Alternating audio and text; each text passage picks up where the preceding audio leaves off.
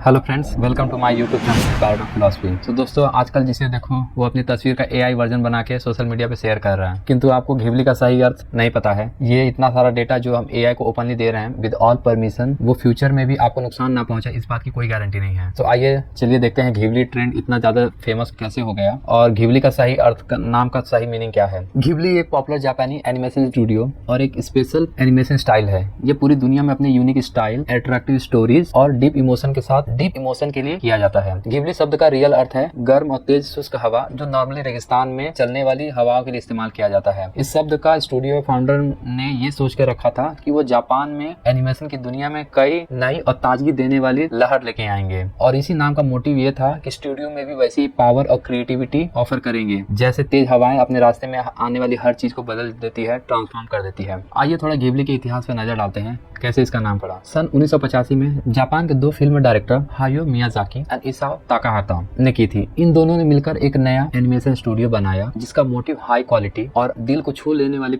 Animation film बनाना था। In studio ने न केवल जापान बल्कि पूरी दुनिया में अपना सेक्टर में एक नई दिशा प्रदान की और अपना परचम लहराया। हायो मियाजाकी स्टूडियो के घिबली के को फाउंडर और चीफ डायरेक्टर हैं। इनकी पॉपुलर फिल्में हैं जैसे spirited away, my neighbour Totoro and princess Monaco ने एनिमेशन में नया मुकाम हासिल किया। उनकी फिल्म में न केवल शानदार फोटो होती थी बल्कि फिल्मों में सोशल मैसेज भी होता था। मियाजाकी की फिल्मों में अक्सर इमेजिनरी वर्ल्ड, जादू और पावरफुल महिला कैरेक्टर होता था जो लोगों को बहुत लुभाता था, लोगों को बहुत इमोशनली कनेक्ट करता था। आइए समझते हैं घिबली आर्ट कैसे बनती है और ये हमारा डेटा को कैसे यूज करते हैं। तो सबसे पहले हमें घिबली वेबसाइट पे जाके या चैट जीपीटी में जाके घिबली वाला आर्ट सेलेक्ट करके अपना फोटो अपलोड करना होता है, और यहीं पे सबसे इंपॉर्टेंट पार्ट होता है। जैसे ही हम फोटो अपलोड करते हैं उसमें बहुत सारा मेटा डेटा होता है जिसमें हमारा लोकेशन कोऑर्डिनेट्स होता है, मोबाइल डिवाइस का नाम होता है, टाइम स्टैम्प होता है। ये इतने सारे क्रूशियल इन्फॉर्मेशन वो हमसे फेच कर लेते हैं जो neural style transfer algorithm use करके एक्सट्रैक्ट कर लेते हैं। तो पहला पार्ट था हम इमेज को अपलोड करते हैं। जैसे इमेज को अपलोड करते हैं इतने सारे क्रूशियल डेटा हमारे वो लोग एक्सट्रैक्ट कर लेते हैं, चुरा लेते हैं बेसिकली, जो हमारे पर्सनल इन्फॉर्मेशन के बिहेवियर एंड बाकी सारी चीजों को एनालाइज करने में बहुत हेल्प करता है। जैसे हमने डेटा फोटो अपलोड कर लिया, अब क्या होगा, तीन पार्ट में होता है। रिग्रेशन एल्गोरिदम होता है, दूसरा होता है टोकनाइजेशन, थर्ड होता है मल्टी मॉडल कैपेबिलिटीज। सो रिग्रेशन एल्गोरिदम में बेसिकली क्या होगा, जैसे इमेज हमने अपलोड किया वो उसको पिक्सल्स को बाय पिक्सल एक प्रॉपर सीक्वेंस में अरेंज करेगा एंड कोहेरेंट आउटपुट प्रोवाइड करेगा, जिसको संयोजक तरीके से एक ऑर्डर में अरेंज कर लेगा पिक्सल और हर पिक्सल को। सेकंड पार्ट है टोकनाइजेशन। टोकनाइजेशन में क्या होगा, इमेज को छोटे छोटे पार्ट में ब्रेक करके उसको छोटे छोटे बिल्डिंग ब्लॉक, छोटे छोटे सेगमेंट में उसके सारे डिटेल को सेपरेट कर लेगा। एंड थर्ड पार्ट है multi modal capabilities. Multi modal capabilities में क्या होगा, यहाँ पे बेसिकली चैट जीपीटी 4.0 सारे डेटा को इंटीग्रेट करेगा, जिसे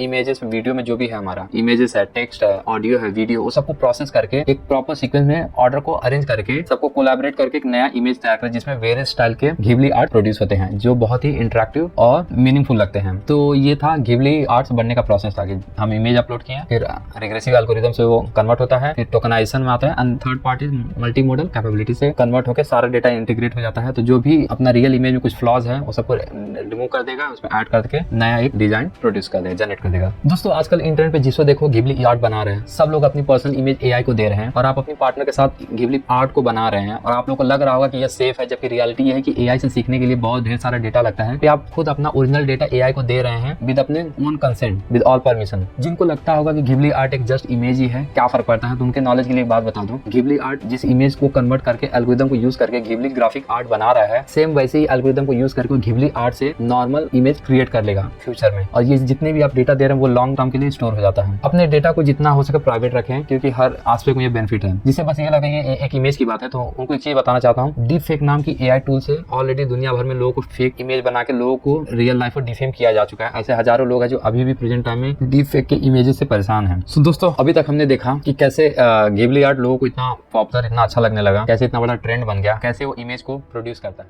अब हम आपके इसके डार्क साइड के बारे में बात करेंगे कि घिबली आर्ट कैसे हमारे डेटा को चुरा रहा है, कैसे वो चीजों को मिसयूज कर सकते हैं फ्यूचर में। तो घिबली आर्ट एक रियल में बहुत बड़ा स्कैम है। कंपनी क्लेम करती है कि आपका डेटा सिक्योर रहेगा, एंड टू एंड एनक्रिप्टेड रहेगा, पर ये कब तक रहेगा इसकी कोई गारंटी नहीं है। अगले 5 साल भी ये रहेगा या फ्यूचर में रहेगा इसकी कोई श्योरिटी नहीं है। कंपनी आपके डेटा को मिसयूज ना करने का दावा करती है, पर ये कितना सही है ये आने वाला टाइम ही हमको बताएगा। कंपनी आपकी सारे डेटा को स्टोर करती है और एआई को सीखने के लिए बहुत सारे डेटा की जरूरत पड़ती है जो उसको ट्रेनिंग के लिए यूज करती है। जिसे लोगों को जानकारी के लिए एक बात बता दूं, जिनको घिबली आर्ट समझ रहे हैं, असल में डेटा एक्सट्रैक्ट करने का बहुत नया मेथड है जिसमें लोग आप खुद से ही अपना डेटा दे रहे हैं। तो बेसिकली घिबली आर्ट एक डेटा एक्सट्रैक्ट करने का सोर्स है। जितनी बार आप इमेज अपलोड करते हैं, एआई आपके facial expression, identity identification marks को प्रोसेस करता है और उसको स्टोर कर लेता है। जितनी बार आप इमेज अपलोड करते हैं, आप एआई को फेशियल एक्सप्रेशन आइडेंटिफिकेशन मार्क्स को प्रोसेस करने में हेल्प करता है। आपका यह इमेज सिस्टम में हमेशा के लिए एनालाइज एंड कैटेगराइज हो जाता है। ये एआई टूल बस फन के लिए नहीं है, इसमें बहुत बड़ी बड़ी बिग जाइंट कंपनियां,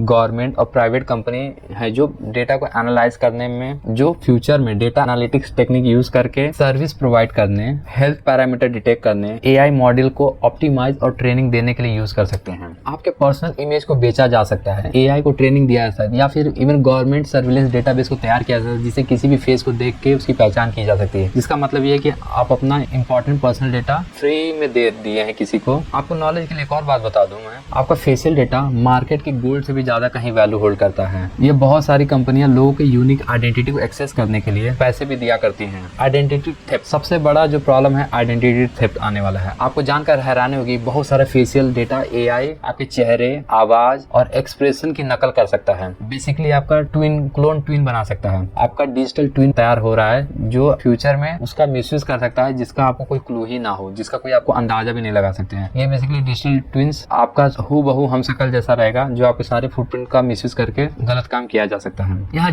लाखों लोग इस घिवली ट्रेंड का हिस्सा बन रहे हैं, उतने ही प्रोपोर्शन में लोग दिन पे दिन एआई को स्मार्टर, सुपीरियर और एक स्ट्रॉन्ग डेटाबेस तैयार करने में हेल्प कर रहे हैं, जो किसी भी मोमेंट किसी भी जगह पे आपका पहचान कर सकता, आसानी से पहचान लेगा। डेटा ब्रिज की ऐसे हजारों घटनाएं हैं, इंटरनेट पे आप जाके आसानी से पा सकते हैं। तो मैं आपको एक डेटा ब्रिज की एक घटना जिक्र करना चाहता हूँ यहाँ पे। तो डेटा ब्रिज की घटनाएं के बारे में डिस्कस करना चाहता हूँ। दोस्तों, ऐसे ही रियल में एक इंसिडेंट हुआ डेटा ब्रिज का, जो मैं आपको यहाँ से समझाना चाहता हूँ, जिससे आपको थोड़ा आइडिया मिले कि मैं क्या बताना चाहता हूँ। तो एक अमेरिकन कंपनी है क्लियर व्यू करके, जो लोगों के फेशियल रिकॉग्निशन को स्टोर करने का काम करता है बेसिकली। सो फोर्ब्स रिपोर्ट के अनुसार Feb 26, 2020 को छपी एक आर्टिकल के अनुसार क्लियर व्यू ने लोगों 3 बिलियन से भी ज्यादा लोगों की फोटोज का डेटा ब्रीच हो गया और उनका सर्वर हैक हो गया। मतलब आप इमेजिन भी नहीं कर सकते कितना बड़ा नंबर है डेटा का। 3 बिलियन फोटोज अपने आप में बहुत बड़ी नंबर है। और ये वही क्लियर व्यू कंपनी है जिसपे बीबीसी रिपोर्ट के अनुसार 18 अक्टूबर 2023 में यूके के इंफॉर्मेशन कमिश्नर ऑफिस ने यूएस के जायंट फर्म क्लियर व्यू पे $7.5 मिलियन का फाइन मारा, जिसमें उन्होंने बताया कि कंपनी ने अनलॉफुल तरीके से फेशियल इमेजेस को स्टोर करा उन्होंने। उसके बाद सेम कंपनी के ऊपर रीटर्स रिपोर्ट के अनुसार 3 सितंबर 2024 में डच डेटा वॉचडॉग ने American company facial recognition firm clear view के ऊपर $33.7 मिलियन का फाइन मारा, जिसमें कंपनी के ऊपर लोगों को इंटरनेट के प्राइवेट फोटोज को चुराने